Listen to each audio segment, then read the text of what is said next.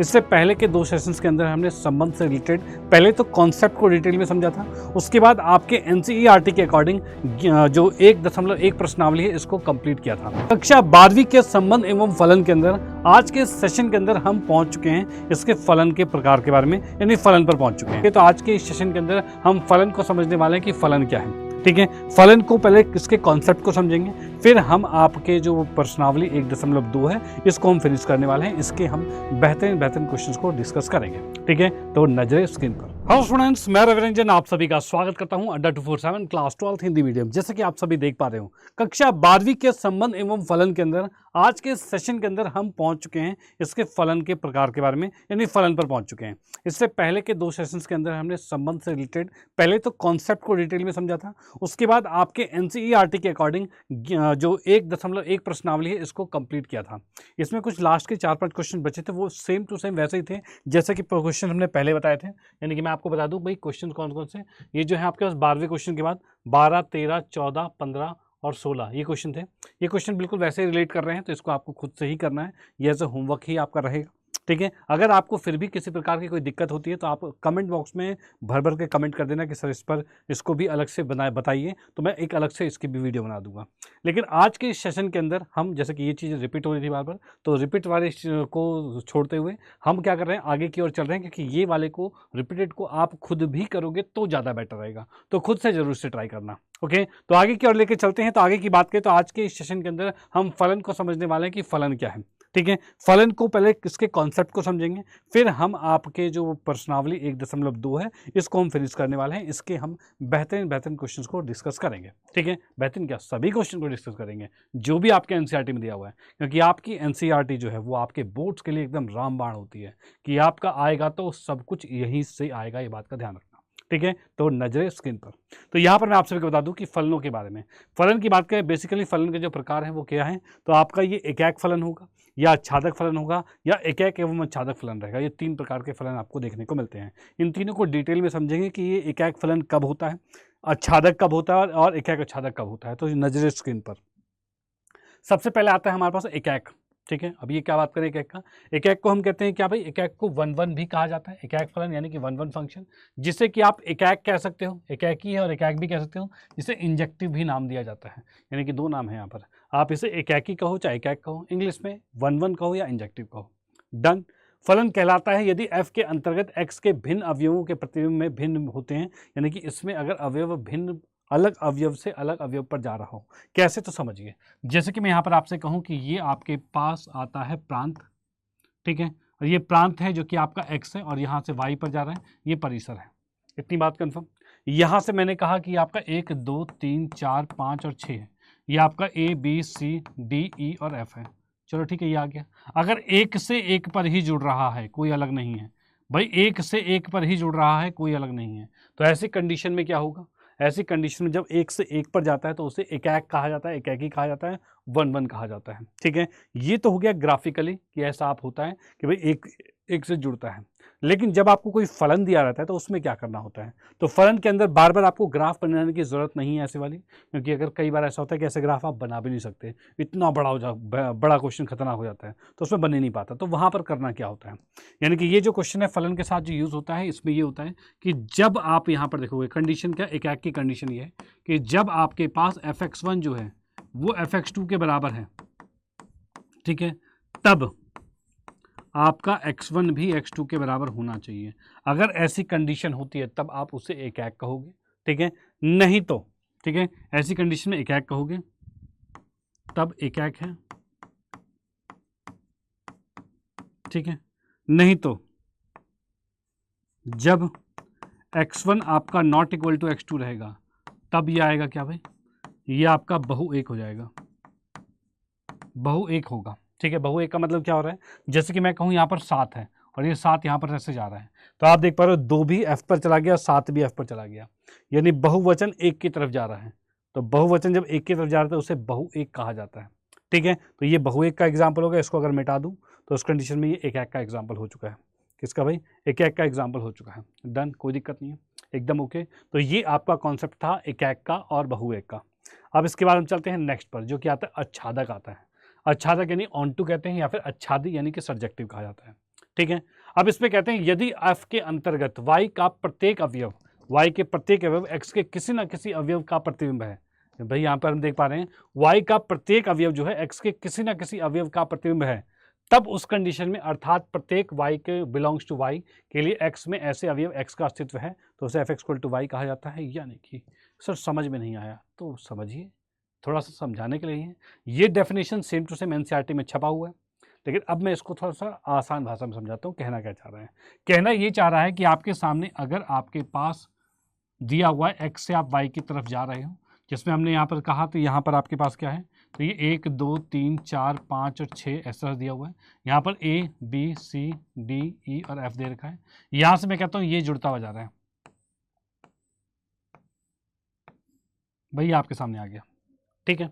अब इसके अंदर मैं देख पा रहा हूँ कि यहाँ से ये इधर की तरफ जा रहा है। देखो हाँ, एक चीज़ का ध्यान रखना, अब ये एकाक हो चाहे बहुएक हो, इसको कोई फर्क नहीं पड़ता, आच्छादक को कोई फर्क नहीं पड़ता।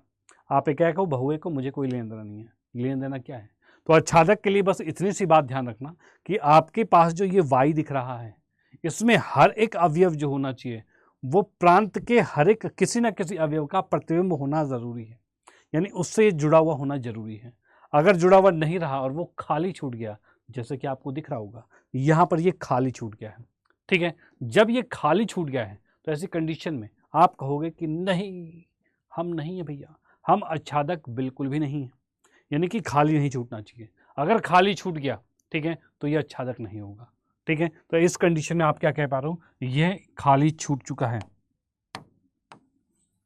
ये खाली है, ठीक है, तब आच्छादक नहीं है, नहीं है। इतनी बात क्लियर, तब आच्छादक नहीं है। डन डन बिल्कुल एकदम ओके है, ठीक है, कोई दिक्कत परेशानी नहीं, बिल्कुल ओके है, ठीक है। चलो अब इसके बाद नेक्स्ट की हम बात करते हैं। ये आपका तो हो गया आच्छादक हो गया, चलो ठीक है। अब इसके बाद हम देखते हैं भाई क्या आच्छादक नहीं हो गया, अगर ये सब कुछ ऑक्यूपाई कर रहा होता तो आच्छादक होता। ये तो तरीका ग्राफ वाला हो गया। अब बिना ग्राफ वाले की बात करें, बिना ग्राफ वाले की बात करें तो यहाँ पर आपको एक फंक्शन दिया रहता है f= में, ठीक है। f= में कुछ भी दिया रहता है, जैसे कि मैंने कहा 3x दिया हुआ है। अब आपको चेक करना है क्या ये आच्छादक है कि नहीं। इसके लिए आप क्या करोगे, इसके बराबर में y रखोगे, यहाँ से x का मान निकालोगे जो कि आ जाएगा y/3 आ जाएगा, वही आ जाएगा। अब आप क्या करोगे, इस x के मान को उठाकर जो भी आपका सा है उसको यहाँ पर रखोगे, यानी कि आप इसके अंदर y/3 रख रहे हो, ये वाला जो नंबर है उसको यहाँ रख रहे हो। यहाँ रखते ही आपको इसमें भी रखना पड़ेगा, 3 गुने में y/3 रख रहे हैं, और इससे कटकर वापस y आ गया, वापस y आ गया। अगर ऐसा हो रहा है, अगर ऐसा हो रहा है तब आप कहोगे कि ये आच्छादक है, नहीं तो नहीं रहेगा, ध्यान रखना, ठीक है। ये आच्छादक है, नहीं तो नहीं रहेगा। तो यहाँ से हमने क्लियर कर दिया कि आप आच्छादक कैसे निकाल सकते हो। अगर आप ग्राफिकली देख सकते हो तो वहाँ पर आपके पास देखना है कुछ खाली नहीं छूटना चाहिए, अगर छूट गया तो आच्छादक नहीं है, अगर नहीं छूट रहा है तो आच्छादक है। या फिर अगर ये तरीका कोई फंक्शन दिया हुआ है तगड़ा सा, तो उस कंडीशन में आपको ऐसे सॉल्व करना है, और उस कंडीशन में आप देखेंगे कि f के अंदर जब यहाँ x का मान निकाल रहे हो वही चीज़ यहाँ रखकर वापस y आ रहा है, तो इसका मतलब आपका ये आच्छादक आ रहा है। ओके, एकदम डन होगी बात, कोई दिक्कत परेशानी नहीं, एकदम ओके, ठीक। अब चलते हैं नेक्स्ट पर।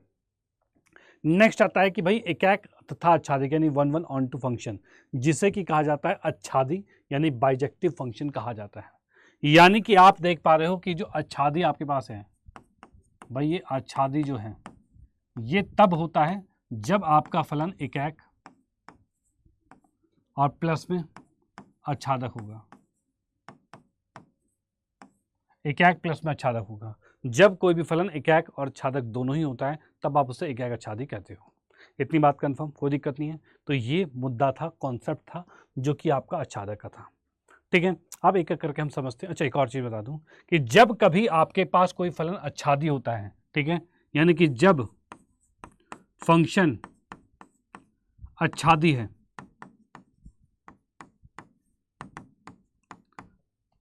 तब वह फलन जो होगा, फंक्शन जो होगा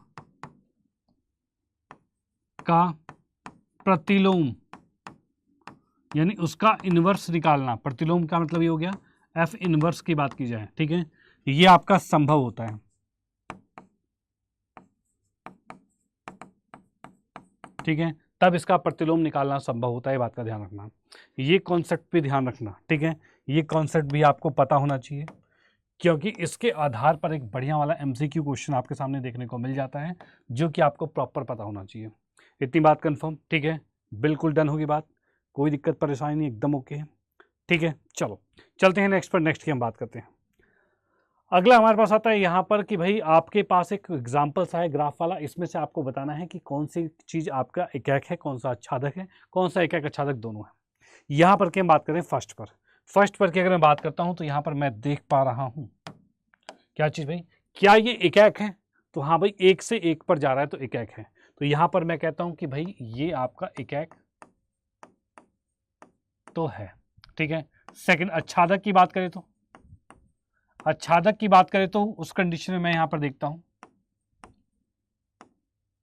तो यहां पर दो चीजें खाली छूट गई है, और खाली छूटने का मतलब क्या हो गया भाई, खाली छूटने का मतलब क्या हो गया, तो खाली छूटने का मतलब ये होगा कि ये आच्छादक नहीं है भाई, ये आच्छादक नहीं है। इतनी बात क्लियर, कोई दिक्कत नहीं, ठीक है, बिल्कुल डन। हाँ जी भाई, एकाक के लिए टिक मार दिया गया, आच्छादक के लिए काट दिया गया, क्योंकि खाली छूट गया तो आच्छादक नहीं।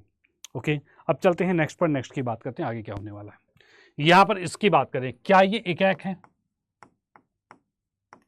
तो एकाक की बात करें तो यहां से दो चीजें एक पर जा रही, तो एकाक नहीं है, ठीक है। सेकंड, क्या आच्छादक है ये, तो हम देख पा रहे हैं दो चीज खाली छूट रही है, मतलब ये आच्छादक भी नहीं है, तो ये है क्या, तो ये आपका बहु एक है भाई, ये बहु एक है, ध्यान रखना, ठीक है। नेक्स्ट हम इसकी बात करते हैं, क्या ये एकाक है, तो फर्स्ट हम देखते हैं एकाक, तो एक से एक पर जाना है तो नहीं, ये दो से एक पर जा रखा है, यानी एकाक नहीं है, ये आपका बहु एक है। आच्छादक की बात करें तो,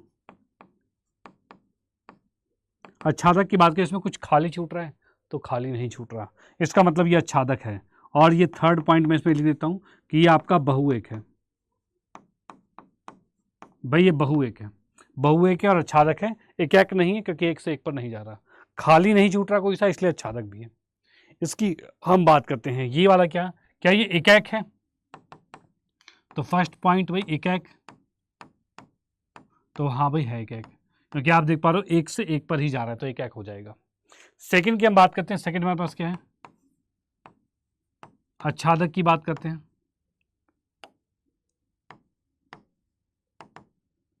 एकाक है और आच्छादक की बात करते हैं, कुछ खाली छूट रहा है क्या, तो खाली तो नहीं छूट रहा भाई, कुछ भी खाली नहीं छूट रहा, यानी कि आपका आच्छादक भी नहीं है। अच्छा यार, उल्टा काय लिख दिया भाई, कुछ भी खाली नहीं छूट रहा मतलब ये आच्छादक है। और जब कभी कोई भी फलन आपका एकाक और आच्छादक दोनों होता है, ठीक है, तो उसे क्या कहा जाता है, उसे आप आच्छादी फंक्शन कह सकते हो, यानी बाइजेक्टिव फंक्शन कह सकते हो। तब यह आच्छादी है, ठीक है, तब यह आच्छादी है। इतनी बात कंफर्म, कोई दिक्कत नहीं। तो इस प्रकार से आप बिल्कुल समझ चुके होंगे कब कौन सी चीज़ एकाक हो रही है, कब कौन सी चीज़ आच्छादक हो रही है, ये बात बिल्कुल क्लियर होती है, ठीक है। अब इसके हम कुछ क्वेश्चंस करते हैं बढ़िया बढ़िया, जिससे कि चीज़ें और भी बढ़िया आपकी क्लियर हो पाए। जैसे कि प्रश्नावली 1.2 पर आते हैं, ठीक है। प्रश्नावली 1.2 के कॉन्सेप्ट को जानते हैं कि जैसे कि इस क्वेश्चन की अगर मैं यहाँ पर बात करता हूँ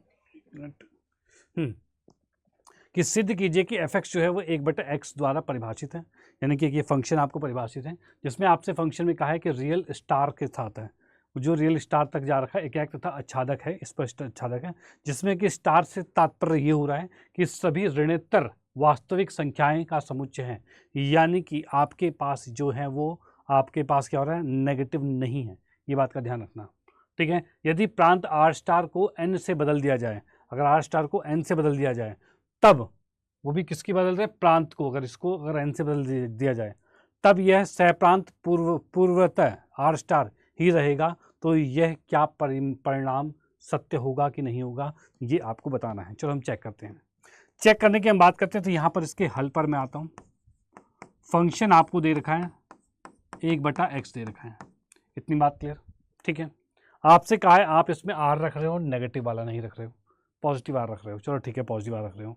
पॉजिटिव आर जब यहाँ पर आप रखते हो तो उस कंडीशन में आप कोई भी वैल्यू जब रखो, तो कोई भी वैल्यू जब आप इसके अंदर रखोगे तब क्या ये आपका, चलो हम इसको चेक करते हैं किसको, एकाक वाली कंडीशन से। तो इस कंडीशन में यहाँ पे लिखता हूँ जब f(x1) बराबर में f(x2) कर रहे हैं, तो उस कंडीशन में x1 जब रखोगे तो 1/x1 जो रहेगा वो बराबर 1/x2 रहेगा, ठीक है, इसको दोनों को पलट देंगे भाई, दोनों ये इधर आ जाएगा, इधर आ जाएगा, तो फाइनली कहोगे x2 बराबर में x1 आ जाएगा। और जब ऐसी कंडीशन हो जाए कि x1 x2 के बराबर, fx1 fx2 के बराबर हमने किया और x1 x2 के बराबर भी आ गया, तो इस कंडीशन में आप लिखोगे तब फंक्शन जो आपका है ये क्या हो जाएगा, तब फंक्शन आपका जो है ये आपका हो जाएगा, कहा गया भाई, फंक्शन एकाक है। ठीक है, फंक्शन आपका एकाक है, ये बात क्लियर होती है, इतनी बात कंफर्म, कोई दिक्कत नहीं। ठीक है, अब इसके बाद नेक्स्ट की हम बात करते हैं, ये आपका फर्स्ट हो गया। सेकंड की हम बात करते हैं, सेकंड वाला क्या रहने वाला है।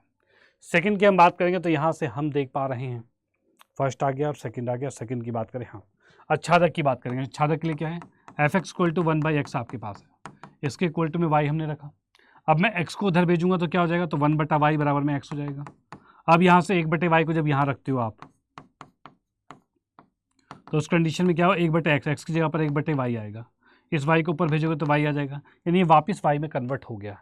इसका मतलब क्या हो जाएगा, इसका मतलब आप लिख सकते हो कि तब फंक्शन जो आपके पास है ये क्या हो जाएगा, अच्छादक है। ठीक है, फंक्शन अच्छादक है। तो क्वेश्चन में ये कहा था कि सिद्ध कीजिए कि ये फलन जो है वो एकाक तथा अच्छादक हो रहा है r स्टार से r स्टार तक में। तो ये बात बिल्कुल सत्य हो रही है, कोई दिक्कत नहीं है। ठीक है, अब उसके बाद क्वेश्चन में ये हुआ है कि जब हम प्रांत में r स्टार की जगह पर n पर बदलते हैं, यानी कि मैं यहाँ पर लिखूंगा जब हम यहाँ पर क्या कर रहे हैं कि n से लेकर जा रहे हैं और r स्टार तक लेकर जा रहे हैं, तो इस कंडीशन में क्या होगा, n से r स्टार पर जा रहे हैं तब क्या होगा। अब n से r स्टार पर अगर आप जाते हो तो उस कंडीशन में ये होगा कि आप इसके अंदर कोई भी प्राकृतिक संख्या रखते हो, कोई भी प्राकृतिक संख्या यहाँ पर रखते हो। ठीक है, जब आप इसमें कोई भी प्राकृतिक संख्या रखते हो तब क्या वो r स्टार की कंडीशन में जा रहा है। तो सबसे पहली बात मैं ये करता हूँ कि अगर आप 1 रखोगे तो 1/1 आंसर आएगा, जो कि 1 होता है। 2 रखोगे तो 1/2 आएगा, 3 रखोगे तो 1/3 आएगा, 4 रखोगे तो 1/4 आएगा, इस तरह से चलता जाएगा। ठीक है, इस तरह से आपका चलता जाएगा, यानी कि आप देख पा रहे हो कोई भी एक वैल्यू रखने पर एक ही आंसर आ रहा है। तो यहाँ पर आप कह सकते हो इस क्वेश्चन के तहत कि भाई, इसके तहत आप कहोगे कि भाई आप इसमें लिख सकते हो तब fx1 जो है वो fx2 के बराबर है।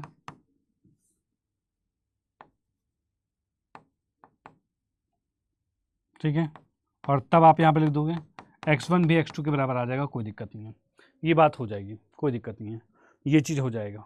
और यहाँ पर हम एक रियल वैल्यू ही रख रहे हैं। ठीक है, रियल का नेचुरल नंबर प्राकृतिक संख्या रख रहे हैं तो प्राकृतिक संख्या ही आंसर आ रहा है, कोई दिक्कत नहीं है। ठीक है, सॉरी, प्राकृतिक संख्या रख रहे हैं तो उससे कोई रियल नंबर आंसर आ रहा है, कोई दिक्कत नहीं है।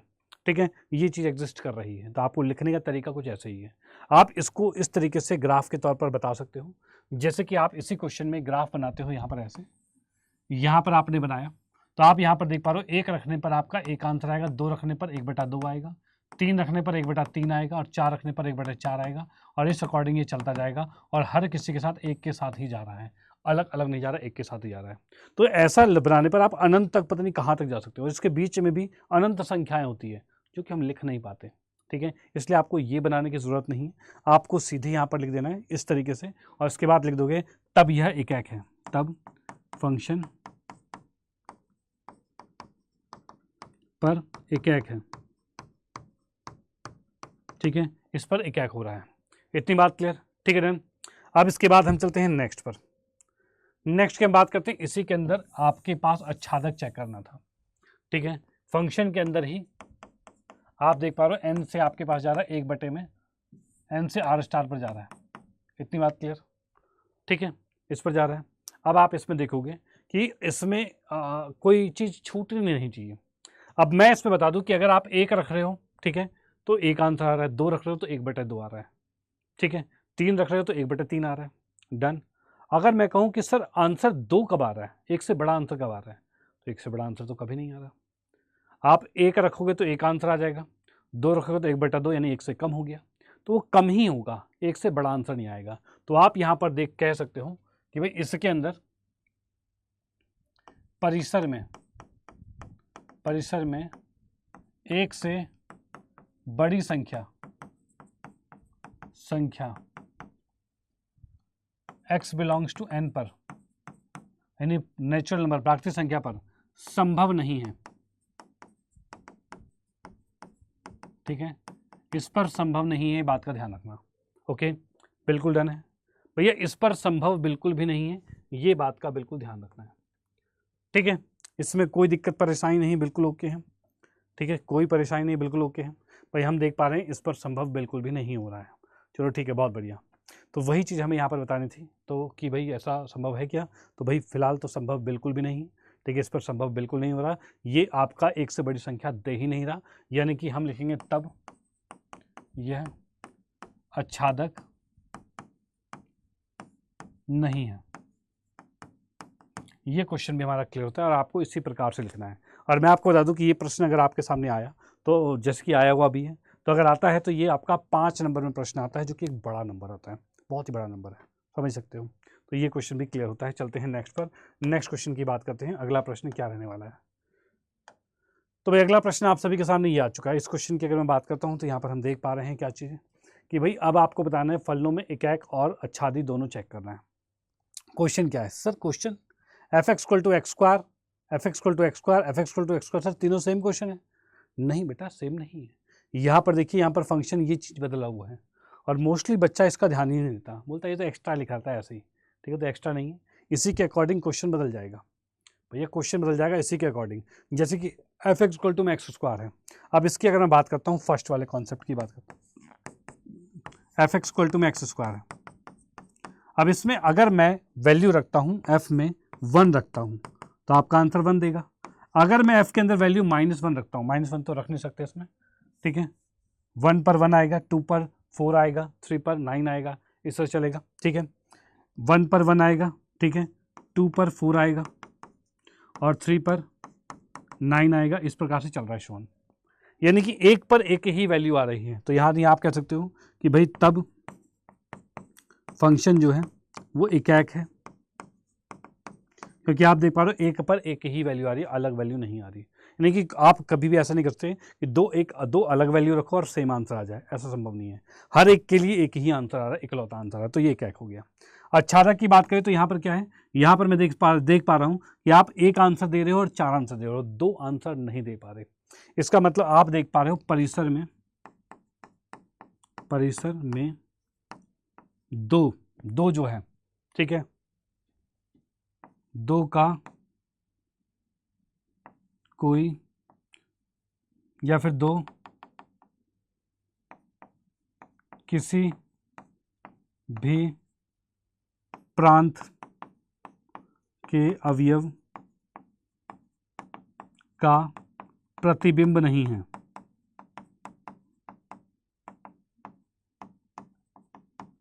ठीक है, 2 जो है वो आपका किसी भी प्रांत के अवयव का प्रतिबिंब नहीं हो रहा, ये बात का ध्यान रखना है। ठीक है भाई, यहाँ पर मैं देख पा रहा हूँ f1 इक्वल टू 1 दिया हुआ है, 2 पर 4 है, 3 पर 9 है, इसका मतलब इसके बीच की वैल्यू मिसिंग हो गई, वो नहीं आ रही है। तो आप देख पा रहे हो परिसर में 2, किसी एक नंबर को चुन लिया मैंने, 2 लिख लिया, तो इसके बीच में जो 2 है, 2 किसी भी नंबर को रखने पर नहीं आ रहा, किसी भी प्राकृतिक संख्या को रखने पर नहीं आ रहा, इसलिए वो आपका आच्छादक नहीं होगा। ठीक है, इसलिए वो आपका क्या होगा, तो ये आपका आच्छादक नहीं होगा। तब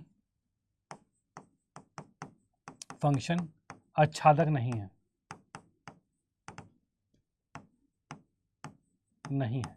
ठीक है, इतनी बात क्लियर, कोई दिक्कत नहीं है। तो ये 2 बातें हो गई है, एकाक और आच्छादक नहीं है और एकाक है ये। सेकंड की बात करते हैं, सेकंड वाला क्वेश्चन क्या दिख रहा है। देखो आपने देखा नेचुरल से नेचुरल के अंदर एकाक है लेकिन आच्छादक नहीं है। अब हम देखेंगे इंटीजर से इंटीजर पर क्या होगा। ठीक है, यहाँ पर की हम बात करते हैं, तो यहाँ पर मैं देख पा रहा हूँ कि अगर मैंने 1 रखा तो आपका 1 का स्क्वायर 1 आंसर आएगा। अगर मैं -1 रखता हूँ, सर पीछे वाले में -1 क्यों नहीं रखा यहाँ पर? इसलिए बेटा क्योंकि ये नेचुरल नंबर की बात की थी, वहाँ पर माइनस होता ही नहीं है, वो तो आपका 1 2 3 4 5 6 7 से स्टार्ट होता है, माइनस ले नहीं सकते। लेकिन इंटीजर्स जो होते हैं, जो पूर्णांक होते हैं, वो माइनस और प्लस दोनों में होते हैं। तो आपने 1 रखा तो 1 आंसर दे रहा है, -1 रखोगे तो भी आपका एक ही आंसर आएगा। ठीक है, एक ही आंसर आएगा। तो यहाँ पर लिखते हो तब 1 इज नॉट इक्वल टू -1, ये दोनों आपस में बराबर नहीं हो रहे, इसलिए ये एकाक नहीं है। तो तब फलन एकाक नहीं है, तब फलन एकाक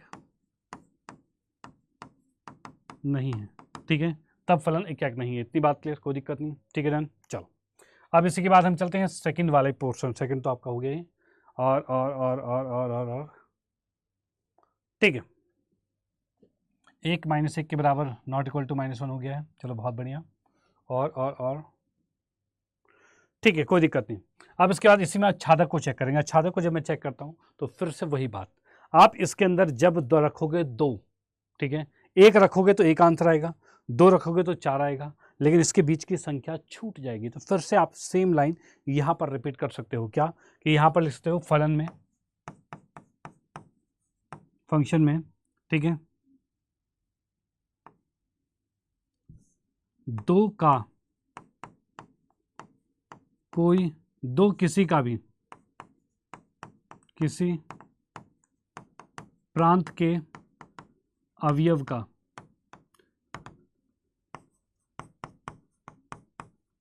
प्रतिबिंब नहीं है। ठीक है, दो प्रांत के किसी भी प्रतिबिंब का किसी भी अवयव का प्रतिबिंब नहीं हो रहा है, ये बात का ध्यान रखना है। ठीक है, इतनी बात क्लियर, कोई दिक्कत नहीं, बिल्कुल ओके है, डन डन है।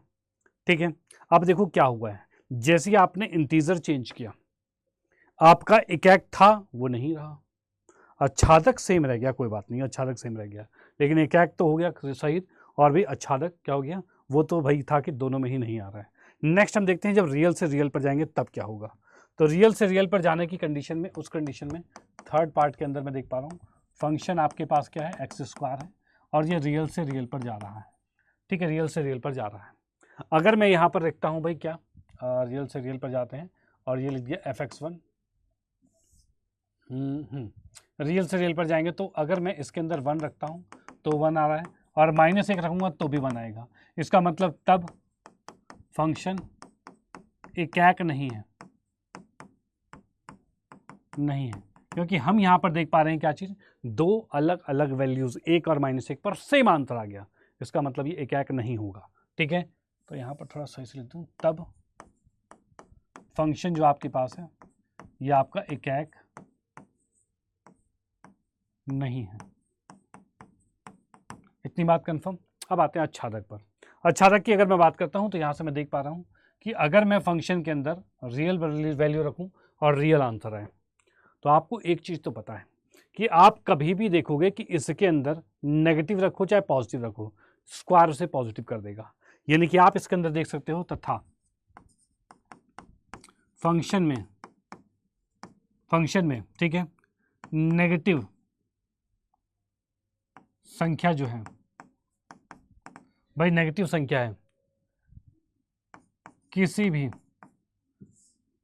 प्रांत के किसी भी संख्या का प्रतिबिंब नहीं है। भैया आपको पता है नेगेटिव कभी आ ही नहीं सकता, यानी नेगेटिव लाने के लिए आप कोई भी नंबर रख लो, नेगेटिव तो नहीं आ सकता। इसका मतलब नेगेटिव चीज़ छूट गई, इसलिए आप यहाँ पर क्या कहोगे कि तब फंक्शन जो आपके पास है आच्छादक नहीं है। ठीक है, तब फंक्शन आच्छादक नहीं है। इतनी बात कंफर्म। ठीक है, बिल्कुल डन हो गई बात, कोई दिक्कत परेशानी नहीं, एकदम ओके है, बिल्कुल डन डन डन। चलो बहुत बढ़िया। अब इसके बाद हम चलते हैं नेक्स्ट पर, सिद्ध कीजिए। अच्छा, इससे पहले वाला भाई ये चीज़ भाई एक्स क्यूब अब की बार आता है, अब की बार एक्स क्यूब आता है। देखो हमने स्क्वायर की कंडीशन में तीनों चीज़ों को चेक कर लिया, अब थोड़ा क्यूब को भी देख लेते हैं। क्यूब की बात है, f x equal to x cube है और नेचुरल से नेचुरल की तरफ जा रहा है। ठीक है, तो हम क्या करते हैं, नेक्स्ट स्लाइड पर ही आ जाते हैं। एफ एक्स इक्वल टू में एक्स का क्यूब है और नेचुरल से नेचुरल की तरफ जा रहा है, इस कंडीशन में क्या होगा, इस कंडीशन में क्या होगा, तो यहाँ से मैं देख पा रहा हूँ कि अगर आप इसमें 1 रखते हो तो 1 आंसर आएगा, और 2 रखते हो तो ये 8 आंसर आएगा। इस तरह से चलता जा रहा है, यानी 1 से 1 पर ही जा रहा है। यानी कि अब यहाँ पर हम कह सकते हैं तब फंक्शन जो आपके पास दिख रहा है, फंक्शन एक है।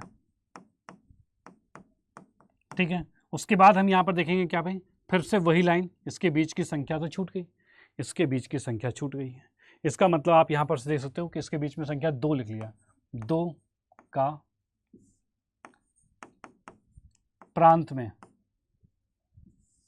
2 प्रांत के किसी अवयव का, किसी भी अवयव का प्रतिबिंब नहीं है, नहीं है, ठीक है। इसलिए हम क्या कहेंगे, तब फंक्शन आच्छादक नहीं है, ठीक है। फंक्शन आच्छादक नहीं, ये बात क्लियर होती है, इतनी बात कंफर्म, डन, एकदम ओके है। चलो अब इसके बाद हम चलते हैं नेक्स्ट पर। नेक्स्ट क्या था भाई, अब आपको एक्स क्यूब की कंडीशन में दिख रहा है, इंटीजर के तौर पर दिख रहा है। इंटीजर के तौर पर क्या रहने वाला है, इंटीजर के तौर पर की बात कीजिए तो यहाँ पर से भी आप माइनस में और प्लस में दोनों वैल्यू रख सकते हो, और यहाँ पर जब आप -1 रखोगे तो -1 आंसर देगा, +1 रखोगे तो +1 आंसर देगा, ठीक है, कोई दिक्कत नहीं है। तो ये चीज़ हो जाएगा। इस कंडीशन ये एक तो रहेगा, लेकिन ये भी आच्छादक नहीं रहेगा, ये बात का ध्यान रखना। अब इसके बाद चलते हैं नेक्स्ट पर। नेक्स्ट हमारा आता है थर्ड प्रश्न, तीसरे प्रश्न की बात करते हैं। ये भी बहुत बढ़िया प्रश्न है। इस प्रश्न में भी बहुत बच्चे कंफ्यूज रहते हैं, लेकिन अब कंफ्यूजन हो जाएगी दूर, ठीक है। अब वो क्यों, कैसे दूर होगी वो समझिए। यहाँ पर इसके हल की हम बात करते हैं। फंक्शन में कहा गया है कि आपके पास एक फंक्शन दे रखा है जो कि एक ग्रेटेस्ट इंटीजर फंक्शन है, महत्तम पूर्णांक फलन आपको दिया हुआ है, ठीक है। सिद्ध करना है कि ये ना तो एकाक है और ना ही आच्छादक है। कब, सभी रियल वैल्यू पर, सभी रियल वैल्यू पर ना ही एकाक है ना ही आच्छादक है। अब मैं आर से आर की बात करता हूँ। पहले इस बात को थोड़ा समझा देता हूँ, इसका मतलब क्या होता है। महत्तम पूर्णांक फलन का मतलब होता है कि आप इसके अंदर अगर रखते हो 5 तो इसका आंसर 5 होगा। अगर आप इसमें से 5 से थोड़ा कम रखते हो, 4.99 रखते हो, तो ये आपका क्या हो जाएगा, इसके पास सबसे बड़ा पूर्णांक आप कौन सा है। पहले सबसे बड़ा पूर्णांक 5 था, सबसे बड़ा पूर्णांक क्या है, 4 है, 4 के बाद आता है 5, फिर 6 ऐसे आता है। इसके बाद सबसे बड़ा पूर्णांक 4 है, इससे बड़ा 5 तक ये पहुंच नहीं पाया, इसलिए इसका आंसर क्या होगा, तो 4 होगा। नेक्स्ट मैं कहता हूँ अगर मैं 5.01 लिखता हूँ, इसका मतलब इसके बाद सबसे बड़ा पूर्णांक क्या है, तो भाई 5 है, 5 से बड़ा 6 नहीं है, 5 ही तक पहुंचा है, तो ये 5 जाएगा। यानी कि अगर इससे कुछ भी थोड़ा सा कम हुआ तो वो एकदम एक कम हो जाएगा, एक कम हो जाएगा सीधे, ये बात का ध्यान रखना, ठीक है। अब मैं यहाँ पर की बात करता हूँ। इसके अंदर अगर मैं वैल्यू रखता हूँ 5 तो आंसर 5 आएगा। अगर मैं वैल्यू रखता हूँ 5.01 तो भी आंसर 5 आएगा, जैसा कि मैंने बताया। इन दोनों को देखा जाए तो ये दोनों बराबर हैं, ठीक है, पर 5 बराबर नहीं है 5.01 के, ये बराबर नहीं हो रहा। इसका मतलब क्या हो गया, तब यह बहुएक है, यह फंक्शन एकाक नहीं है, ये कर सकते हो, या फिर बहुएक लिख सकते हो, एकाक नहीं है। इतनी बात क्लियर, तब यह एकाक नहीं हो रहा। डन डन डन, एकदम डन है, ओके। चलो नेक्स्ट की हम बात करते हैं। ये आपका हो गया कि एकाक नहीं है। अब उसके बाद आच्छादक की बात करते हैं। आच्छादक के लिए अगर मैं देखना चाहूँ कि आच्छादक में क्या होगा, तो आच्छादक में ये होगा कि आप इसमें देख पा रहे हो कि इसके अंदर कभी भी चाहे कोई भी अंक रख लो, कभी भी ये नंबर आपका पॉइंट में नहीं आएगा, दशमलव वाले आंसर नहीं देगा। आप अगर 5 रखते हो तो 5 ही आ रहा है, 5.01 रखो तो भी 5 ही देगा, 5.5 रखो तब भी वो 5 ही देगा, यानी कि ये हमेशा इंटीजर देगा, ठीक है। इंटीजर यानी कि आपके पास ये आपका एक पूर्णांक ही देगा और कुछ नहीं देगा। तो यहाँ पर आप देख पा रहे हो कि इसके अंदर आप लिख सकते हो कि फंक्शन में सिर्फ पूर्णांक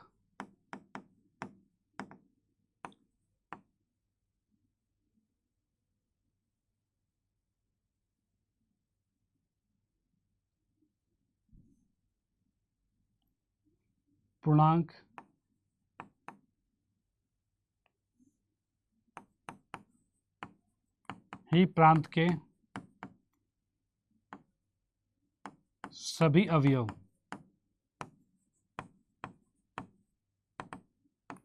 के प्रतिबिंब है, ठीक है। इसमें कहा जा रहा है भाई इसके अंदर हो क्या रहा है, बस पूर्णांक ही ऐसे हैं जिसके प्रतिबिंब बनाए जा सकते हैं, बाकी सब छूट जाते हैं, ठीक है। इस कारणवश क्या होगा, इस कारणवश आप लिख सकते हो तब फंक्शन आच्छादक नहीं है,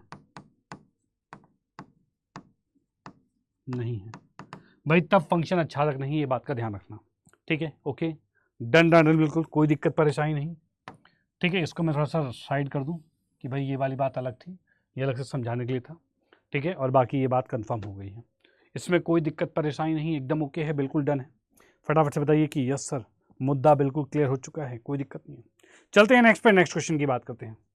अगला प्रश्न आप सभी के सामने जो आया हुआ है ये कह रहा है सिद्ध कीजिए कि एफ एक्स जो है इक्वल टू में एक्स का मॉड दिया हुआ है, ठीक है, मापांक दिया हुआ है, द्वारा एक प्रदत्त मापांक फलन है जिसमें कि फंक्शन जो है ना तो एकाक है ना ही आच्छादक है।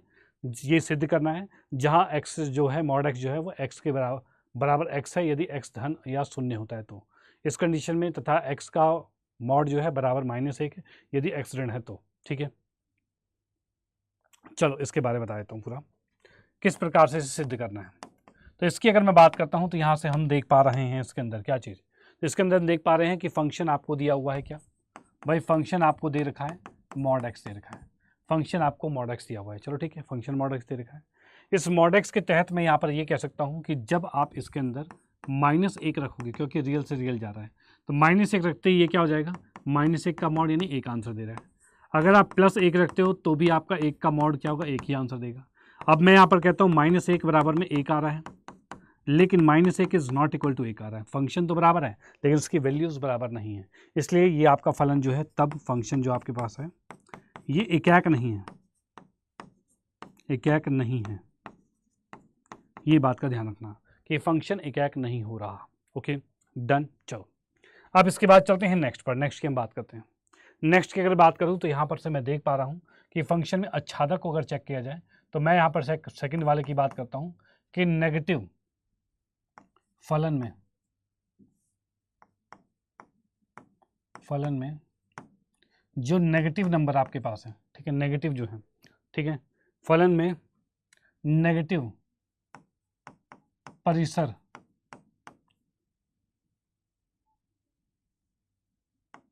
प्रांत के किसी भी अवयव का प्रतिबिंब नहीं है, किसी भी अवयव का प्रतिबिंब नहीं है, ये ध्यान रखना, ठीक है। जैसे कि हम यहाँ पर देख पा रहे हैं ये वैल्यूज हम रख रहे हैं, मैंने यहाँ पर रखा क्या भाई, यहाँ पर रखा भाई 0 1 2 3 -1 -2 -3 लिखा, यहाँ पर 0 -1 -2 -3 लिखा, 1 2 3 लिखा, इस तरह से चल रहा है पूरा, ठीक है। अब यहाँ पर से हम देख पा रहे हैं कि अगर नेगेटिव वैल्यूज मुझे लाना है, इसने मॉड क्या रखा है, अगर मैं 1 रखता हूँ तो भी एक आंसर आएगा, -1 पर भी 1 आएगा, 0 पर 0 आएगा, 2 रखा तो क्या आएगा, तो 2 रखा तो 4 आएगा, और -2 रखा तब भी 4 आएगा, ये नेगेटिव नहीं आ सकता। यानी आप देख पा रहे हो इस 4 का प्रतिबिंब क्या, 4 किसका प्रतिबिंब है, ये 4 जो है वो -2 का प्रतिबिंब है और 2 का प्रतिबिंब है, 1 जो है वो -1 का भी प्रतिबिंब है और 1 का भी प्रतिबिंब है, 0 0 का प्रतिबिंब है।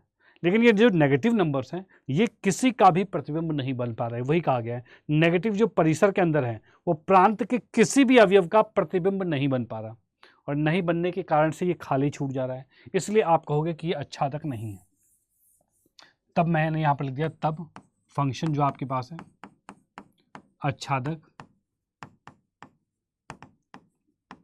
नहीं है, फंक्शन आच्छादक नहीं है, इतनी बात क्लियर, ठीक है, बिल्कुल डन होगी बात, कोई दिक्कत परेशानी नहीं, एकदम ओके, ठीक है भाई, बिल्कुल डन। चलो ये मुद्दा भी बिल्कुल क्लियर होता है। अब चलते हैं नेक्स्ट पर, नेक्स्ट की हम बात करते हैं कि आगे क्या रहने वाला है। तो अगला वाला एक क्वेश्चन ये आ चुका है, इस क्वेश्चन में कहा गया सिद्ध कीजिए कि जो फंक्शन आपको दिख रहा है ये प्रदत्त चिन्ह फलन है, ना तो एकाक है ना ही आच्छादक है। अब इसकी हम बात करते हैं ये कैसे आपका ना तो आपका फलन एकाक है ना ही आच्छादक है।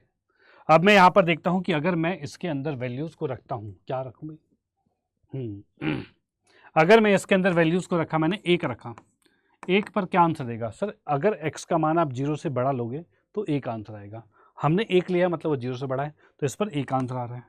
अगर मैं 2 लेता हूँ तो क्या आंसर देगा, 2 भी तो 0 से बड़ा ही है, तब भी 1 ही आंसर आएगा। अब इस कंडीशन में हम यहाँ कहेंगे f1 f2 के बराबर हो गया, हाँ जी f1 तो f2 के बराबर हो गया, लेकिन 1 2 के बराबर नहीं होता, ये 1 2 के बराबर नहीं होता, इसलिए आप कहोगे तब फंक्शन एकाक नहीं है, ठीक है, इतनी बात क्लियर। नेक्स्ट की हम बात करते हैं, इसके अंदर रियल से रियल जा रखा है, रियल से रियल का मतलब ये हो रहा है कि यहाँ पर जो वैल्यूज़ है वो 0 1 2 3 4 1 2 3 इस तरह से चल रहा है, यहाँ पर 0 1 2 3 4 -1 2 3 ये चल रहा है, और ऐसा ही नहीं यही नंबर है, और भी बहुत सारे नंबर हैं, इनके बीच में अनंत संख्याएं रहेगी। लेकिन आप यहाँ पर देखोगे कि आप अगर इसके अंदर 0 से बड़ी संख्या रखते हो, यानी कि अगर आपने 1 रखा तो आपका एक आंसर आएगा, 2 पर भी एक आएगा, 3 पर भी एक आएगा, 4 पर भी एक आएगा। 0 रखा तो 0 आएगा, 0 पर 0 आ रहा है। लेकिन अगर आपने नेगेटिव वैल्यू रखी, -1 रखा, तो भी -1, -2 पे -1 ही आएगा। ठीक है, ये चीज़ आ रहा है। -3 पर भी -1 ही आएगा। तो यानी कि इस कंडीशन में देख पा रहा हूँ कि बहुत सारे 1 पर जा रहे हैं, मतलब एक तो नहीं है। दूसरी बात, आप देख पा रहे हो इसके अंदर 2 से 2 3 4 ये तो आ ही नहीं रहे, -2 3 4 ये तो आ ही नहीं रहे, यानी कि बहुत सारे नंबर छूट रहा है। ठीक है, ये खाली छूट रहे हैं, इसका मतलब ये आच्छादक नहीं है।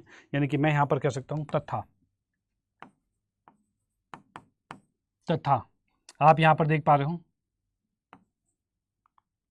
1, 0 और -1 के अलावा सभी वास्तविक संख्या प्रांत के किसी भी अवयव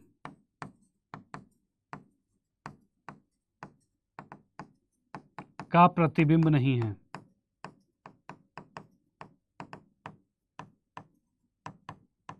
प्रांत के किसी भी अवयव का प्रतिबिंब नहीं हो रहा। ठीक है, तो ऐसी कंडीशन में क्या होगा? तो ऐसी कंडीशन में आप कह सकते हो कि फलन आच्छादक नहीं है। तो हम लिखेंगे तब फलन आच्छादक नहीं है। ठीक है, तब फलन आच्छादक नहीं है। इतनी बात कंफर्म, बिल्कुल डन है, कोई दिक्कत परेशानी नहीं, एकदम ओके। ठीक है, चलो ये मुद्दा भी बिल्कुल क्लियर होता है। ओके, अब चलते हैं अगले प्रश्न पर। अगला प्रश्न ये आ चुका है, इसके लिए हम देख लेते हैं क्या कहना चाह रहा है। इसके हल पर जब आता हूँ तो क्वेश्चन में ए आपका समुच्चय है, बी आपका समुच्चय है, फंक्शन ये दे रखा है ए से बी में। ठीक है, यानी इसको तो हम ग्राफ के तहत समझा सकते हैं। ये ग्राफ मैंने बनाया, इसके अंदर ए में है 1 2 और 3 है, बी में आपके पास से 4 5 6 और 7 दे रखा है। ठीक है, 1 रखा तो 4 आ रहा है, 2 रखा तो 5 आ रहा है, 3 रखा तो 6 आ रहा है, और बस इतना ही है। ठीक है, ये आपको दिया हुआ है। अब आप मुझे बताइए क्या है, कैसा फलन है ये। तो हम यहाँ पर देख पा रहे हैं इस फंक्शन के अंदर, तो यहाँ पर इसके अंदर कहेंगे ग्राफ जो बना हुआ है, इसके अंदर हम देख पा रहे हैं कि भाई फंक्शन जो फलन आपके पास है एकाक है। ठीक है, फलन एकाक है। अच्छा, इसके लिए एक लाइन भी लिख सकते हो आप क्या। ठीक है,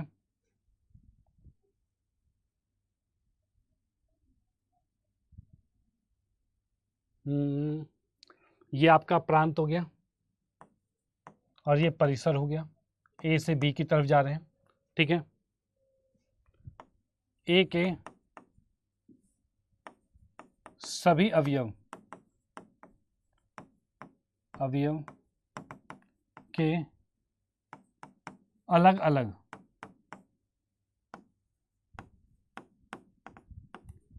प्रतिबिंब हैं। भाई प्रांत का जो भी अवयव आपको दिख रहा है उन सभी के अलग अलग प्रतिबिंब है। ठीक है,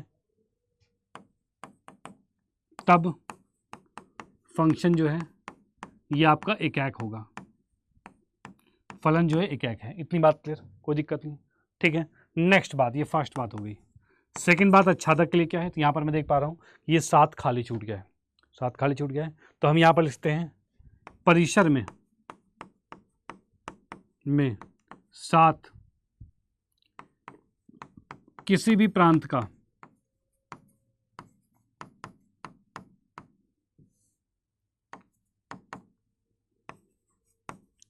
अवयव नहीं है।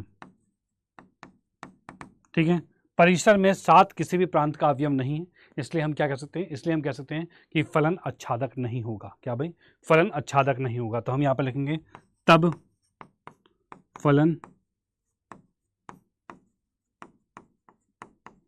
आच्छादक नहीं है। ठीक है, तब फलन आच्छादक नहीं है। इतनी बात कंफर्म, डन, कोई दिक्कत परेशानी नहीं, बिल्कुल ओके, कोई बात। ठीक है, तो ये कॉन्सेप्ट भी बिल्कुल क्लियर होता है। अब चलते हैं नेक्स्ट पर। निम्नलिखित में से प्रत्येक स्थिति में बताइए कि क्या दिए हुए फलन में एकाक आच्छादक अथवा एकाक आच्छादी बाइजेक्टिव है, अपने उत्तर का औचित्य भी दीजिए। अब यहाँ पर देखिए क्या चीज़ है, यहाँ पर एक चीज़ मैं आपको बता दूँ, कॉन्सेप्ट वाली बात, कि अगर फंक्शन के सामने आपके सामने कोई भी x दिया हुआ है और वो उसकी घात जो है वो विषम संख्या है, विषम संख्या है। ठीक है, जैसे कि आप देख पा रहे हो इस x की घात 1 है। विषम संख्या है। तो फंक्शन क्या होगा तब, फंक्शन जो होगा आपके पास एकाक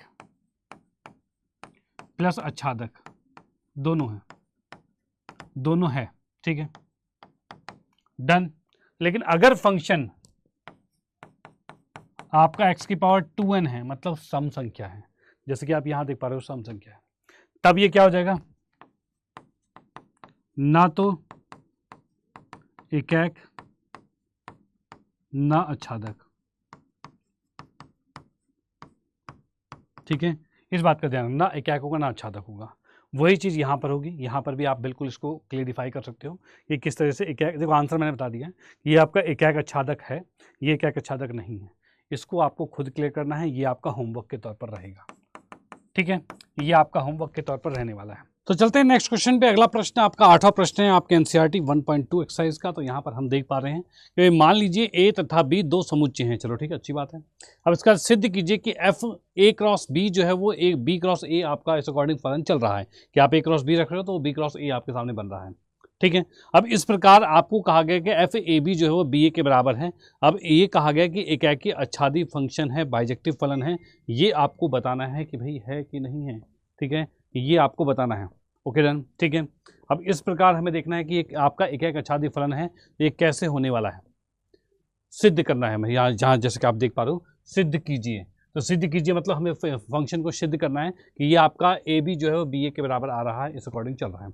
अब देखिए क्या चाहिए, जैसे कि मैं आप सभी को आपको बताऊं कि जैसे कि मैं इसके हल पर आता हूँ, हल के अकॉर्डिंग मैं आपसे कहूँ कि आपके पास जो दिया हुआ है फंक्शन ए और बी आपको दिया हुआ है, ए और बी दिया हुआ है। अगर मैं कहता हूँ कि भैया ए जो है वो आपका ए के अंदर बिलोंग कर रहा है और बी जो है आपका वो बी के अंदर बिलोंग कर रहा है, ठीक है, ये बात क्लियर, कोई दिक्कत नहीं है, ठीक है भाई। ये वाला आपका अवयव जो है ए समुच्चय में था और ये वाला बी समुच्चय में था।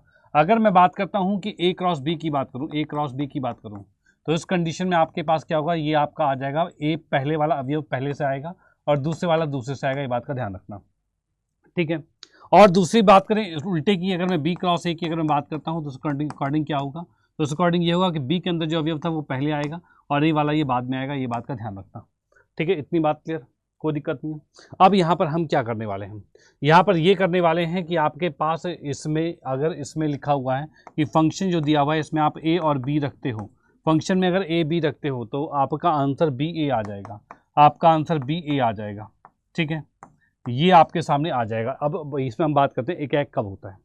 एकाक तब होता है आपके पास जब आपके पास ऐसा हो कि एक से एक ही वैल्यू जा रही हो, ठीक है, एक से एक ही वैल्यू जा रही हो। यहाँ पर भी आप इसमें कह सकते हो कि जब आपने ए और बी रखा हुआ है और बी और ए रखा हुआ है, तो जब आप ए बी रख रहे हो तो आपका ए बी आ जाएगा।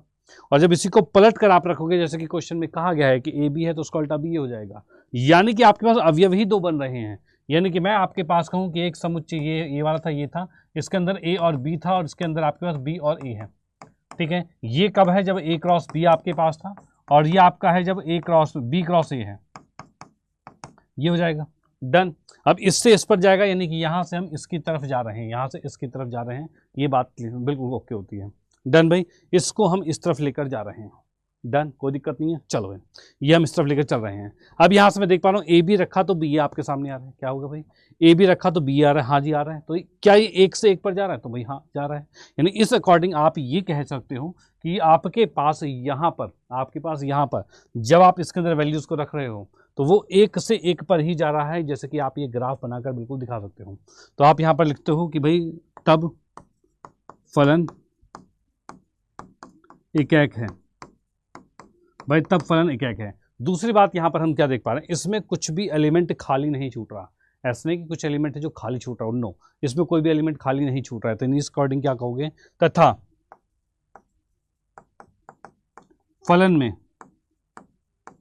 फलन के सह प्रांत में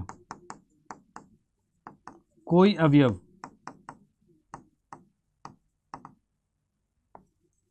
खाली नहीं है, तब यह आच्छादक है, ठीक है, तब यह आच्छादक है। इतनी बात क्लियर, कोई दिक्कत नहीं। फटाफट से भाई बताइए।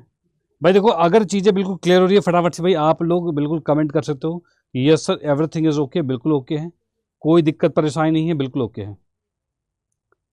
ठीक है, डन।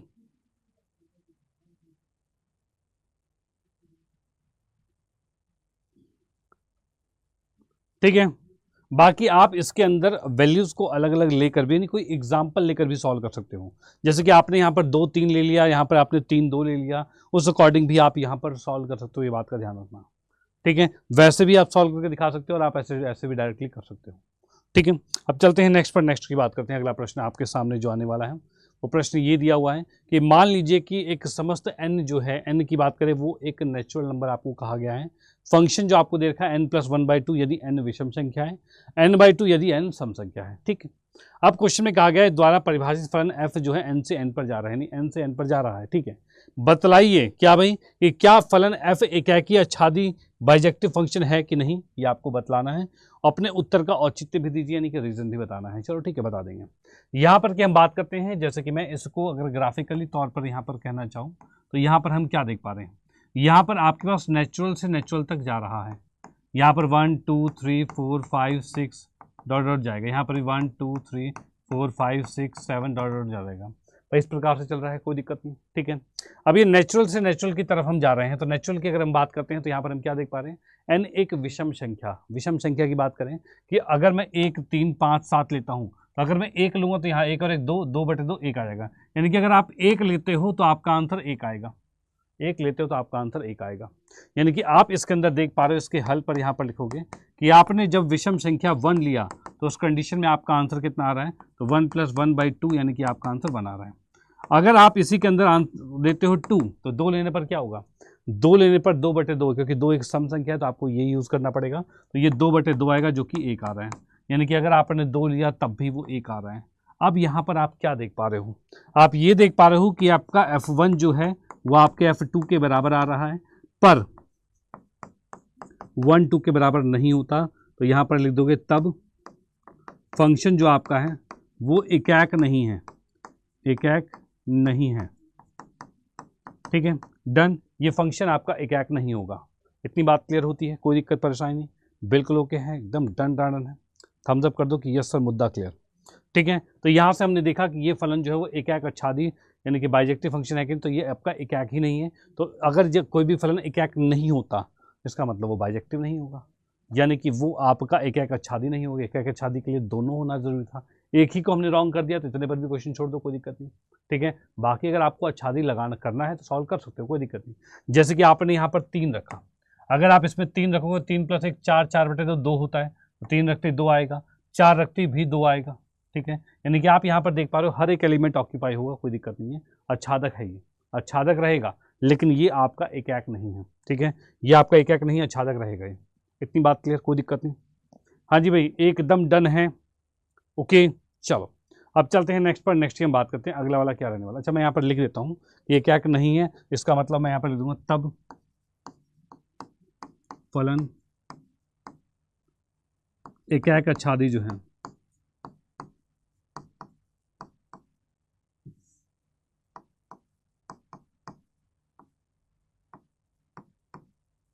नहीं है।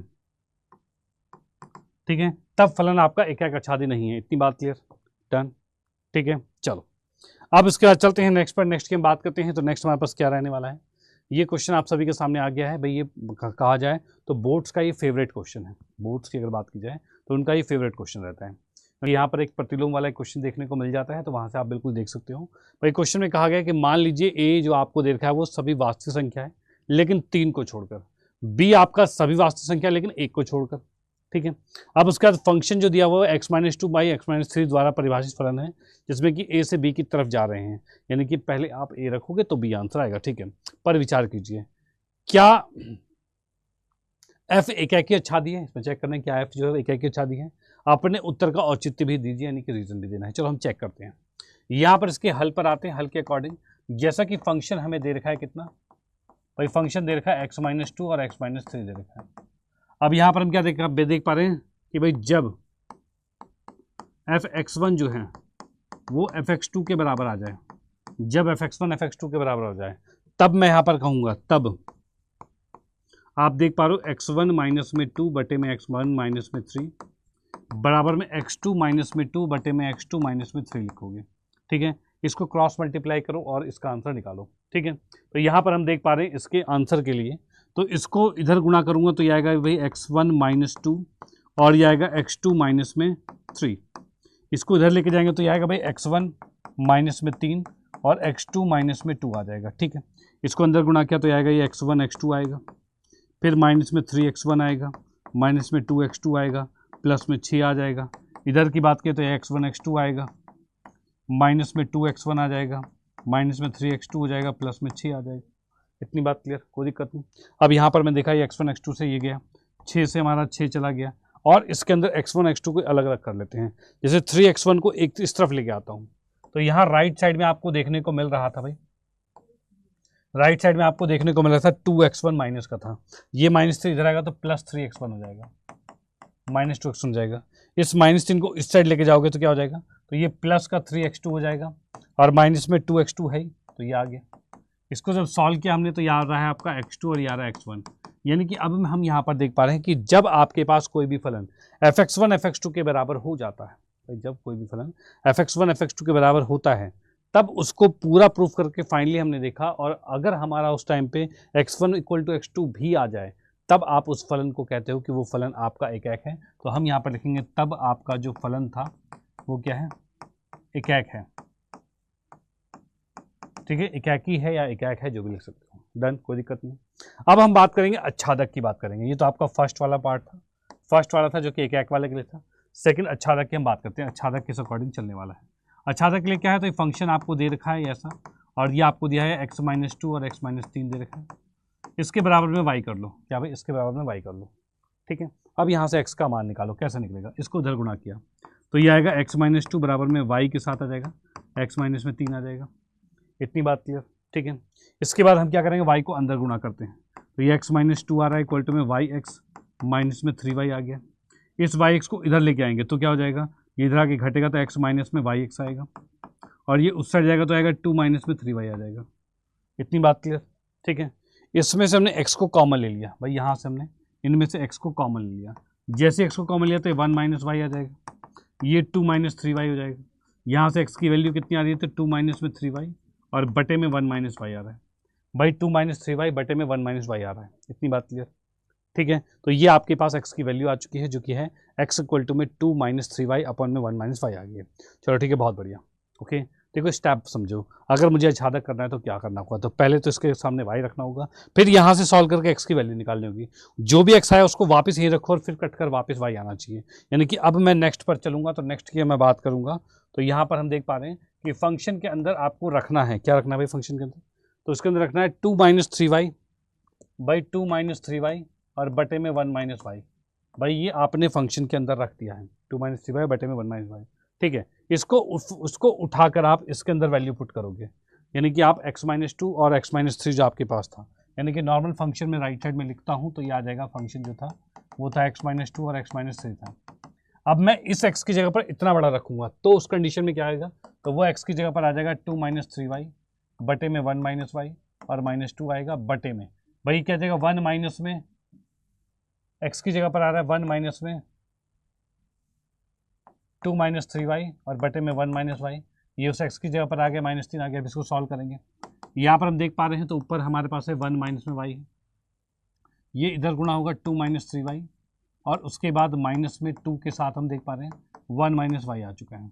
इसके बाद बटे में की बात करते हैं, यहाँ पर हम क्या देख पा रहे हैं, ये 1 माइनस में y आ रहा है, इसको इधर गुणा करेंगे तो 2 - 3y और माइनस में 3 के साथ 1 - y है। भाई ये आपके सामने आ गया है।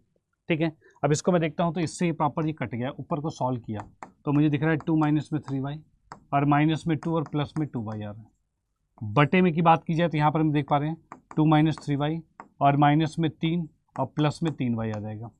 चलो ये बात आपके सामने आ गई, कोई दिक्कत नहीं।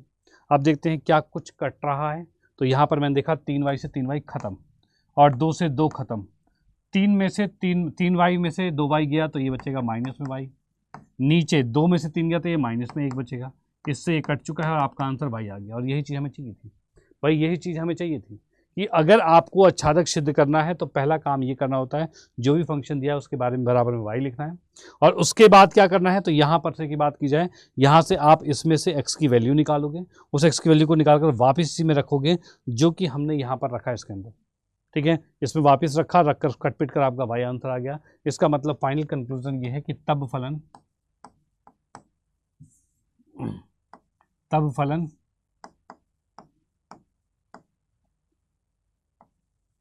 आच्छादक है, ठीक है भाई, तब फलन आच्छादक है। इतनी बात क्लियर, डन। हाँ जी भाई, एकदम ओके है, डन डन डन है, फटाफट बताइए। यस सर, मुद्दा बिल्कुल क्लियर हो गया, कोई दिक्कत नहीं है, ठीक है भाई, कोई दिक्कत नहीं, एकदम ओके है। ठीक है, चलते हैं नेक्स्ट पर। नेक्स्ट की हम बात करते हैं आगे क्या रहने वाला है। अब ये एक एमसीक्यूज क्वेश्चन है भाई, आपके सामने एक एमसीक्यू क्वेश्चन आ चुका है। अब इसके अंदर हमें देखना है, चेक करना है कि क्या ये फंक्शन जो आपको दिया हुआ है fx = x की पावर 4 जो है, ये आपका जो r से r पर परिभाषित है, इसका सही उत्तर बताना है कि एकाक आच्छादक बहुएक आच्छादक है, एकाक है कि दो आच्छादक नहीं, या ना तो एकाक है ना ही आच्छादक है। चलो हम समझते हैं, जानते हैं इसको क्या कहना चाह रहा है। तो यहाँ पर कि हम बात करें तो इसके अंदर हम देख पा रहे हैं कि इसके हल पर जब मैं आता हूँ, देखो एक तो इसका डायरेक्ट तरीका भी है, ठीक है, जो कि मैंने लास्ट 7th क्वेश्चन के अंदर, जो भी 7th क्वेश्चन बताया था मैंने, उसके अंदर बताया था कि अगर आप इसको देखते ही कैसे आंसर निकालते हो, वो बताया था मैंने, ठीक है। तो देखते ही आप एमसीक्यूज के तौर पर इसको बता सकते हो, ठीक है। चलो मैं बता ही देता हूँ आपको दोबारा से। क्या चीज़ भाई, अगर आपको x की घात सम संख्या मिले, ठीक है, रियल से रियल पर, अगर आपको x की घात जो है वो आपकी सम संख्या मिले, तो ये ना तो एकाक है ना ही एकाक है और ना आच्छादक। भाई ये ना ही एकाक है ना ही आच्छादक, इतनी बात क्लियर भाई, ना एकाक हो रहा है ना ही आच्छादक हो रहा है, ये बात आपको क्लियर होती है, डन, ठीक है। तो ये आपका हो गया कि ना एकाक ना आच्छादक होगा, कब, जब 2n रहेगा। फिलहाल x की घात 4 है, सम संख्या है, तो ये ना एकाक ना आच्छादक होगा, यानी कि डी ऑप्शन इसका करेक्ट होगा, कोई दिक्कत नहीं, ठीक है, कोई दिक्कत नहीं है, डी ऑप्शन बिल्कुल करेक्ट होगा। सिंपल सी बात, वैसे बताऊं कि अगर आपको सॉल्व कर देखना है, तो अगर आप -1 रखते हो तो इसमें -1 की घात 4 जो होगा वो 1 ही होगा, और अगर 1 रखते हो तब भी वो आपका 1 ही रहेगा, ठीक है। इसमें कहा जाए तो ये -1 बराबर में f1 आ रहा है, बिल्कुल ये दोनों बराबर आंसर दे रहे हैं, लेकिन -1 इज नॉट इक्वल टू 1 है, तब यह एकाक नहीं है, तब फंक्शन एकाक नहीं है, ठीक है, तब फंक्शन एकाक नहीं हो रहा, ये बात क्लियर होती है, डन, एकदम ओके है, ठीक है। चलो आच्छादक की बात करते हैं, तो आच्छादक की बात करते हैं, तो यहाँ पर फंक्शन जो आपके पास दिया हुआ था x की पावर 4 है, ठीक है, इसके बराबर y लिखा, तो x का मान कितना आ जाएगा, तो x का मान आ जाएगा y की घात 1/4 आ जाएगा। अब y की घात जब 1/4 होता है ना, तो ऐसी कंडीशन में y कभी नेगेटिव नहीं हो सकता, तो इस कंडीशन में आप यहाँ पर लिखोगे तब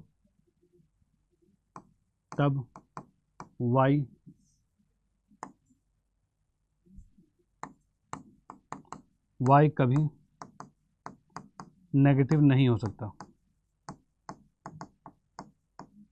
यानी कि आप यहाँ पर देख पा रहे हो ये रियल से रियल जा रहा है और ये नेगेटिव नहीं हो सकता, यानी सारे नेगेटिव तो छूट जाएंगे इसके।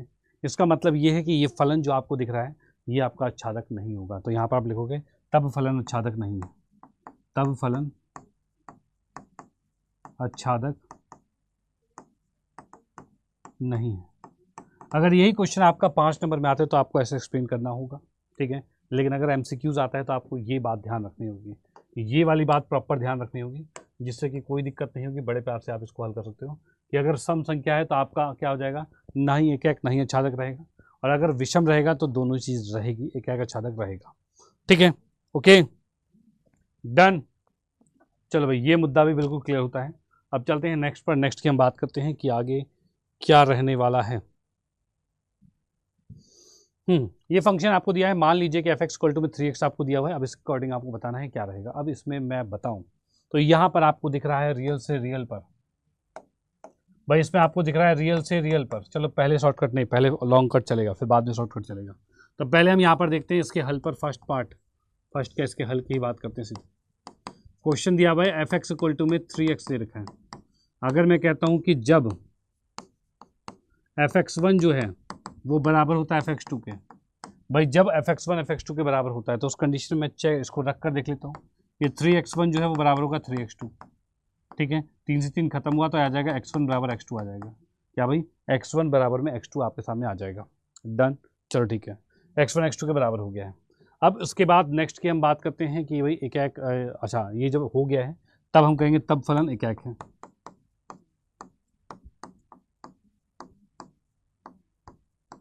तब फलन एकाएक है, इतनी बात क्लियर।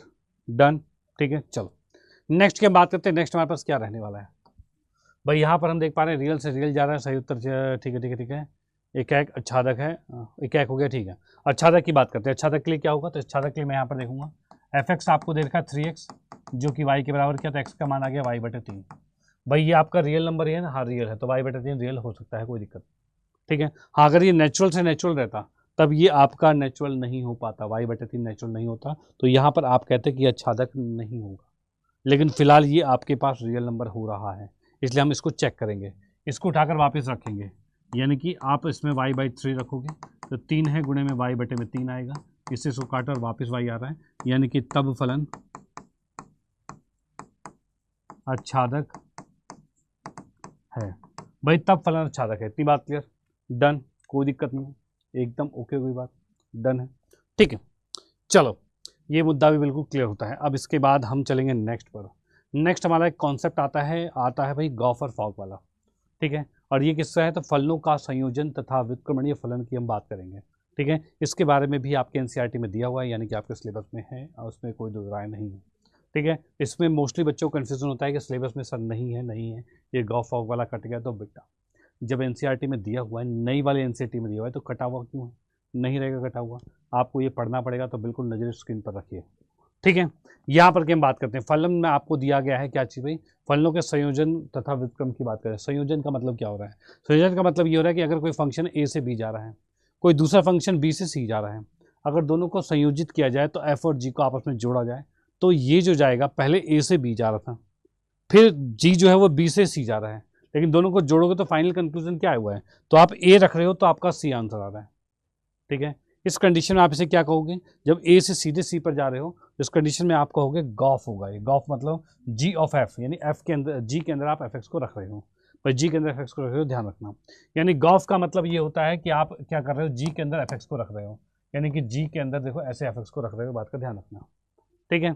वहीं पर अगर फॉग की बात होती है तो फॉग के अंदर क्या होता है, तो अगर आपके सामने फॉग लिखा रहता तो उस कंडीशन में क्या हो जाता, तो अगर आपके सामने फॉग लिखा था उस कंडीशन में आप लिखते हैं एफ के अंदर जी एक्स को रखते हैं, भाई ये आपके पास रहता, ओके डन, ठीक है। चलो अब इसका एक क्वेश्चन है बढ़िया सा, इस क्वेश्चन को समझते हैं और उसके बाद हम इस वाले कॉन्सेप्ट को भी समझ जाएंगे डिटेल में, भाई इस पर भी भाई कहते हैं बिल्कुल एक्सपर्टीज हो जाएगी। तो यहाँ पर समझिए इसके हल की हम बात करते हैं, तो हल के अकॉर्डिंग हम क्या देख पा रहे हैं, यहाँ पर फंक्शन में देखा भाई एक से दूसरे पर जा रहा है, जी भी इधर से उधर जा रहा है, और भाई इसमें आपके पास F2 दिया हुआ है, F3 दिया है, F4 है, F5 है, और G3 G4 G5 G9 G11 sorry इस तरह से आपको दे रखा है।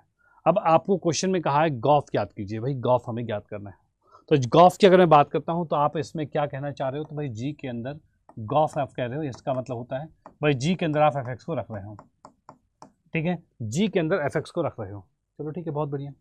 इसका मतलब ये हो रहा है कि अगर मैं आपके सामने ये करता हूँ कि जी के अंदर F2 रखता हूँ, F2 रखता हूँ, तो आंसर 3 आएगा, यानी कि जी के अंदर आप 3 रख रहे हो, और जी के अंदर 3 रखने का मतलब क्या होगा, तो जी के अंदर 3 रखने का मतलब हो रहा है कि जी के अंदर 3 रखने का मतलब है 7 आंसर, क्या भाई 7 आंसर है, यानी कि जी के अंदर 3 रखने का मतलब है 7 आंसर। दोबारा समझिए, हम क्या कर रहे हैं, पहले स्टार्ट करेंगे F2 से, हमें क्या है गॉफ निकालना है, गॉफ मतलब होता है जी के अंदर एफ एक्स को रखना है, ठीक है।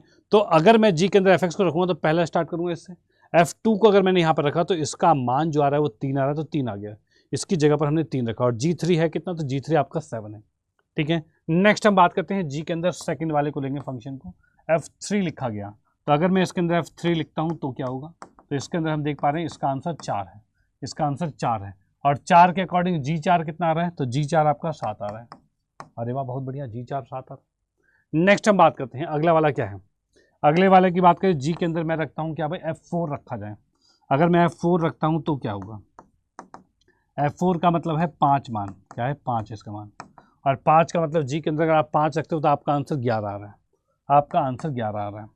वहीं पर हम बात करते हैं जी के अंदर हम नेक्स्ट क्या रखेंगे, 5 रखेंगे, F5 रखेंगे, F5 का मतलब भी कितना है, तो F5 का मतलब भी 5 ही आ रहा है, तो ये 5 आ गया। इसका मतलब G5 का मतलब क्या होता है, G5 आपका 11 है, तो आपने ये 11 लिख दिया। तो ये बात क्लियर, कोई दिक्कत नहीं है, डन एकदम ठीक है। अब इसके बाद फाइनली आप कंक्लूजन जो आपको दिख रहा है कि भैया गॉफ आपको क्या दिख रहा है, तो फाइनली मैं यहाँ से कहता हूँ कि भैया जो गॉफ आपके पास है, ठीक है, गॉफ जो आपके पास है, ये आपके पास जो बना हुआ है वो है 7, ठीक है ना। इतना लिखने की जरूरत क्या है, ये तो आ तो गया, इतना ही आ गया, कोई दिक्कत नहीं। गॉफ आपके पास पूरी चीज़ें आ चुकी है, किस प्रकार से है ये आपके सामने बिल्कुल आ गया है, डन। हाँ जी भाई एकदम ओके है, फटाफट बताइए कि यस सर। देखो भाई मज़ा आ रहा है तो भाई कमेंट बॉक्स में कमेंट जरूर करना कि यस सर एकदम मज़ा आ रहा है, चीज़ें बढ़िया समझ में आ रही है, कोई दिक्कत नहीं है, ठीक है। कैसे क्या चीज़ है एकदम बारीकी से आपको बता रहा हूँ, बिल्कुल आपको आना चाहिए, बिल्कुल ध्यान रखें, ठीक है। इसके बाद हम चलते हैं नेक्स्ट पर। नेक्स्ट की हम बात करते हैं कि आपके पास फंक्शन दिया हुआ है एफ आर से आर, जी आपको दे रखा है आर से आर, चलो ठीक है बहुत बढ़िया। फंक्शन है एफ एक्स कॉस एक्स दे रखा है, जी आपको 3x² दे रखा है। अब आपको गॉफ और फॉग दोनों ही ज्ञात करने हैं और आपको सिद्ध करना है कि दोनों बराबर नहीं होते। चलो हम एक एक करके जानते हैं। इसके हल पर की बात करते हैं तो हल के अकॉर्डिंग क्या आ रहा है, तो यहाँ से मैं देख पा रहा हूँ फंक्शन जो है एफ एक्स जो है ये आपका कॉस एक्स के बराबर है, और जो जी एक्स है ये आपका है 3x² के बराबर है। चलो ठीक है। अगर मैं इसी फंक्शन के अंदर फॉग निकालना चाहूँ तो फॉग मतलब क्या हो रहा है, फंक्शन के अंदर आप जी एक्स को रख रहे हो, भाई फंक्शन के अंदर जी एक्स को रख रहे हो, यानी कि आप इस x की जगह पर ये वाला जी एक्स यानी 3x² रख रहे हो, यानी कि आप इसके अकॉर्डिंग लिखोगे f के अंदर रखा आपने 3x² रखा है, यानी जहाँ x है उसकी जगह पर 3x² रखना है, यानी इसको उठाकर यहाँ रखो तो ये आपका हो जाएगा cos और x की जगह पर 3x² आ जाएगा, और ये आपका आ चुका है क्या भाई, फॉग आ गया है। इतनी बात क्लियर, ठीक है।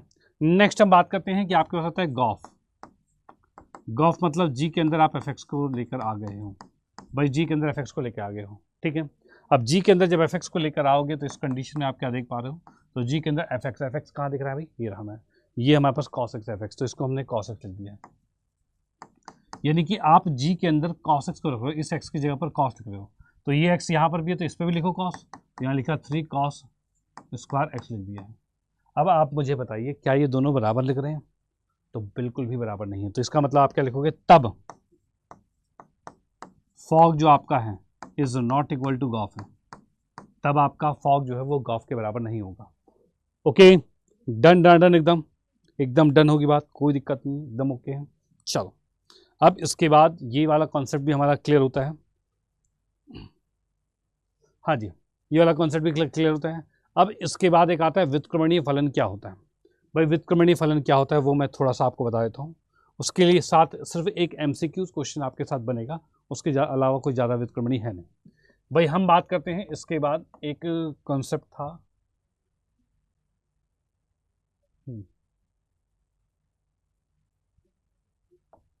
ये है भाई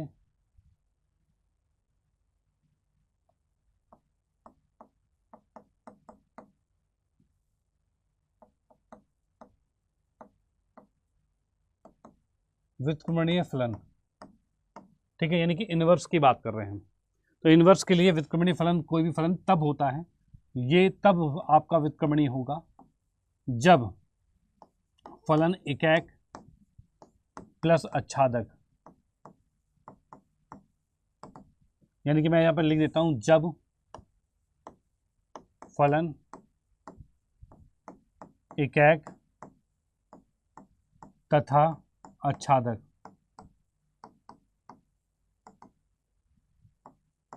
दोनों हों, जब कोई भी फलन एकाक तथा आच्छादक दोनों हों तब हम क्या कहते हैं,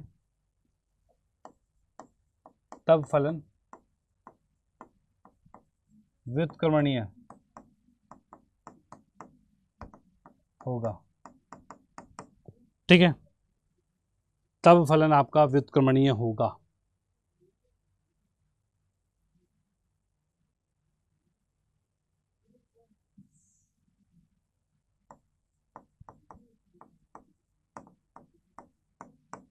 ठीक है, ये बात को ध्यान रखना है।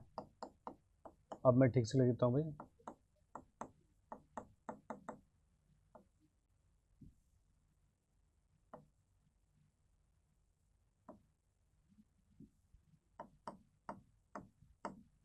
ठीक है, व्युत्क्रमणीय फलन के बारे में हो गया। भाई फलन को अगर आपको व्युत्क्रमणीय निकालना है तो उसके लिए आपको सिंपल सी बात करनी है कि फलन को एकाक और आच्छादक निकाल दो। अगर दोनों चीज़ें हो जाती है तभी वो व्युत्क्रमणीय होगा, नहीं तो फलन व्युत्क्रमणीय नहीं होगा। ये बात का ध्यान रखना। ठीक है, इतनी बात क्लियर? डन एकदम? हाँ जी भाई, एकदम डन होगी बात। ठीक है, चलो भाई, बहुत बढ़िया। ये भी मुद्दा बिल्कुल क्लियर होता है। इसी मुद्दे के साथ साथ आपकी प्रश्नावली 1.2 भी यहाँ पर समाप्त होती है। ठीक है, 1.2 प्रश्नावली समाप्त होती है, यानी कि आपकी जो 2 ही प्रश्नावली आपके एनसीईआरटी में गिवन है, तो उसके अकॉर्डिंग ये पूरा कॉन्सेप्ट यहाँ पर क्लियर होता है। ठीक है, डन? ओके, हाँ जी भाई, फटाफट से कमेंट कर दीजिए कि यस सर, बिल्कुल चीज़ें क्लियर हो गई, कोई दिक्कत परेशानी नहीं, बिल्कुल ओके हो चुका है। ओके, चलो ठीक है। तो भाई फिर हम आज के सेशन को यहीं पर फिनिश करते हैं। ठीक है, बाकी हम इसी तरह से आपकी पूरी एनसीईआरटी को बिल्कुल कवर करवाने वाले हैं। बिल्कुल जुड़े रहिए, रेगुलर पढ़ते रहिए। ठीक है, सारे लेक्चर्स को बिल्कुल देखते रहिए। आपकी एनसीईआरटीज़ में अगर एक्सपर्टीज़ हो गई, अगर आपने एनसीईआरटी को बढ़िया बेहतरीन तरीके से कर लिया, तो आपका बोर्ड्स आपके बिल्कुल काबू में हो जाएगा। एकदम आसान तरीके से आप टॉपर के लाइन पर पहुँच जाओगे, यानी 90% से ऊपर तो आराम से पहुँच जाओगे, अगर आपने इस एनसीईआरटी की पूरी सीरीज़ को बढ़िया से समझ लिया तो। ठीक है, डन? ओके, तो इसी के साथ सेशन को फिनिश करते हैं। मिलेंगे नेक्स्ट क्लास में। ओके, बाय, जय हिंद।